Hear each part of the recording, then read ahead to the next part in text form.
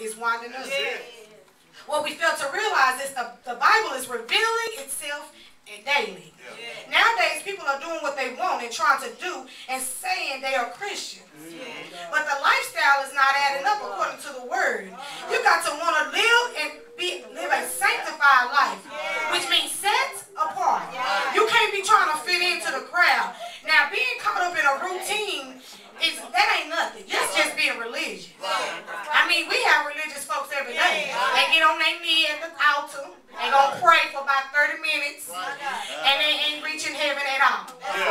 It's religious. It's religion. You got to be the real woman and a man of God. Now, when she looked up lifestyle, amen, I looked it up also.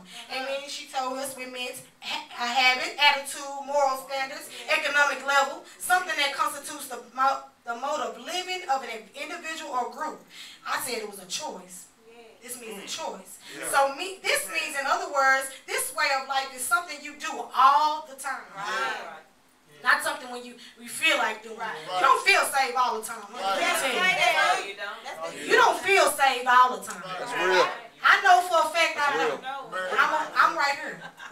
Let me talk to myself. I don't feel saved all the time. Sometimes I feel like saying, leave me alone, get away from me. I don't feel like saying thank Jesus. But, amen, you got to be real with yourself.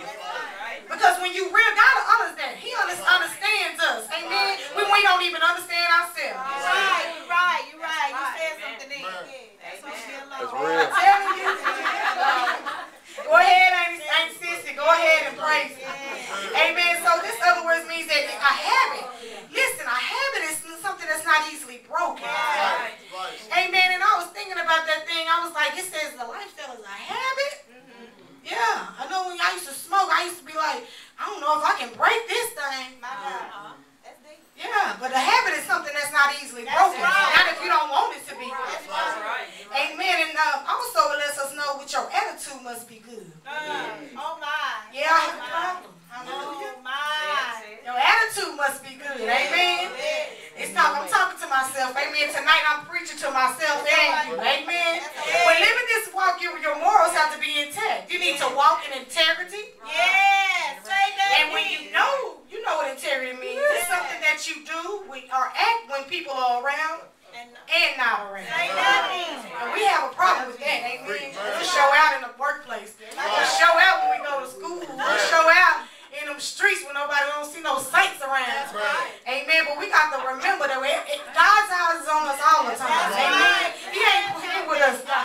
We can't do what we want to do. Amen. Even how we dress ought to be contagious. You ought to be able to reach somebody just in the way you look. You can't be walking around with your chest out, your short skirt on, your jeans as tight as that carpet is to this floor. That's tight. That's tight. It ain't even moving. That is tight. Amen. I'm telling you. We ought to not look so worldly. You guys. Amen. The Bible doesn't tell us no, we can't wear jeans, we can't wear pants. It don't say that, but it does tell us we ought to be modest in the way we dress. Amen. So if we're trying to reach somebody and be a light to somebody, how are we going to reach and walking up to them with our chest hanging out? And if we trying to minister, we got to minister women especially. They say we trying to minister a young man, he can't be reached because he's looking at your chest. We got to be careful, young lady. Amen. We got to be real careful. Amen. I work with a lot of men, and they know they can't even come to me no any kind of way. Don't try to talk to me, brother. I'm married, and then I don't want you. It's about how you come out. It's about what you do. People are looking at us. That's what we have to remember. As young people today, everybody wants to fit in. Nobody wants to be different. The word clearly states that the road is wide for the road that leads to destruction. Well, how about somebody needs to take a stand and say, for God I'll live and for God I'll die. I was looking on the YouTube the other day, and I just so happened to run across, Lord help him, Tony. And now he's Be Slade. And I didn't understand what he meant by that, and I was listening to his interview, and he is a homosexual. And he says that he was born like that, and he tells us that when his music is, that's why he calls himself Be Slade and not told ain't no more because every time you listen to him, you're going to be slave. But he's still, this is my thing, he's still trying to sing gospel music. And how you going to mix a tape with gospel music and R&B and hip-hop? And it ain't going to reach me. I'm sorry. That's what most of these people that's in the world really don't even want to hear that. They don't want to hear you talking about you saved and you living for the Lord and you doing whatever you want to do. You jumping up and down, shaking it and dropping it like it's hot. They don't want to, I'm telling you, I didn't hear them. They say, we don't want to hear that. We don't want to hear that. If you going to do R&B, do R&B, baby. If you going to do hip-hop, do hip-hop. That's what you going to do. But if you going to be a gospel singer, be a gospel singer. It ain't no time to be playing. We up here playing. We up here trying to reach somebody with this mess. And as I listened to him, I started praying for him. I said, Lord, help his mind. Because his mind is turned over to a reprobate. And the Bible lets us know that he will allow your mind to turn into a reprobate. If you allow it to, he confused. Because the Bible doesn't allow me to know that homosexuality fits in his word. He allows me to know that that is an abomination to his sight. So you can't just live like you want to live. I come to let you know that time is winding up. Somebody look at your neighbor and tell your neighbor, time is winding up. It's time to get it right. Amen. I am so proud to say I'm different. Amen. Sometimes, you know, we ain't proud to say we different. Amen. I know I am. I talk about Jesus all the time. And people always are ready to me. When I come in the office, they're like, oh, you bring so much joy. We're so glad that you are here. Like today, a young lady asked me to pray for her. She was just like, I'm hurting so bad, but I need you to pray for me. Amen. And it means so much that somebody can see the light in me. Amen. That's what we ought to be wanting to be. Amen. A light to somebody else on the job. Amen. A light to somebody in the street. Amen. And we just need to be taken after the best example, which is Jesus Christ. Amen. The man who died for you. For me. Amen. Somebody might call him a way maker. Amen. And somebody might even call him a provider. Amen. Somebody even might call him a healer. Amen. And I know he's my all in all. All in all. And if I don't call on nobody else, I'm going to get on my knees and call on Jesus. When my husband can't even fix it, I'm going to call on Jesus.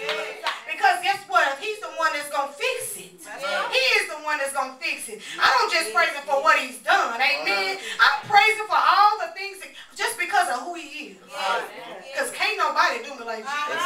That's it. Guess what he did? Brother, he picked me up and he turned me around. And he placed my feet on a solid ground. And gave me an opportunity just to live for him on tonight. And amen, how many are glad to be able to live this lifestyle? I know that I'm glad and I know that I'm so encouraged on tonight. I'm so encouraged to live for Jesus because he made a way out of no way. He opened doors that shut in my face. He healed my body when I was sick and I couldn't get well. He made a way out of no way. He allowed me to run on and see what the end would be. And I'm so thankful on tonight. Somebody ought to lift your hands and say, I'm thankful just to be here tonight. I'm glad to be able to live the lifestyle. Amen. Because this lifestyle is a real lifestyle. Amen. It's something that we don't need to be playing with. It's something that we need to take so serious because if I don't take it serious, the other people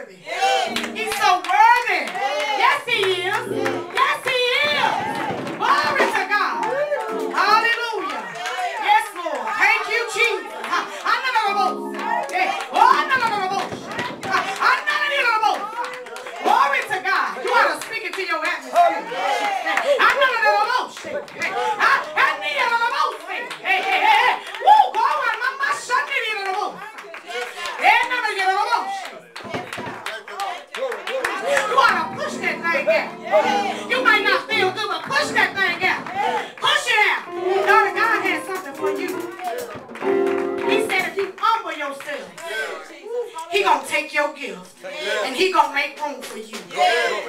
Believe me when I tell you, he said he going to open up the windows of heaven and pour out a blessing that you might not have room to receive. Only if you humble yourself. He's telling me to tell you, if you humble yourself, daughter, he's going to push it out of you. He has great things for you. You need to stand up, baby. And I'm not trying to even put you out there. But I know what he told me.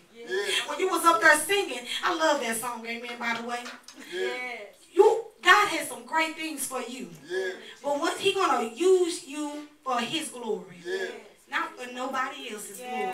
But when he started opening those doors, remember, it was him. Don't take no glory for it. I know when I was young, I used to love to sing. I still love to sing. And people always used to come up to me when I was in the world and tell me, Tracy, I know you know the right way to be. And I didn't want to hear that. I didn't want to hear that God was trying to get me to come back. I didn't want to hear that. But he's telling you that he has his arms open like this. That's good. All he wants you to do is just receive it. He said his arms open. He ain't never left you. He's never left you. He always been there. See, what we fail to realize, we leave him. If you just humble yourself and be obedient, he's going to start taking you and your group places. Just open it and receive it. And when you receive it, he'll do it. Amen. God bless you. Amen. I'm just so thankful to be here tonight. Amen. I'm just thankful God he's just awesome. Amen. And I don't take no credit. Amen. Because he is the one that gets all the glory. Amen. I'm just so thankful for this opportunity. I just want y'all to pray for me as I go strong in the Lord. Amen.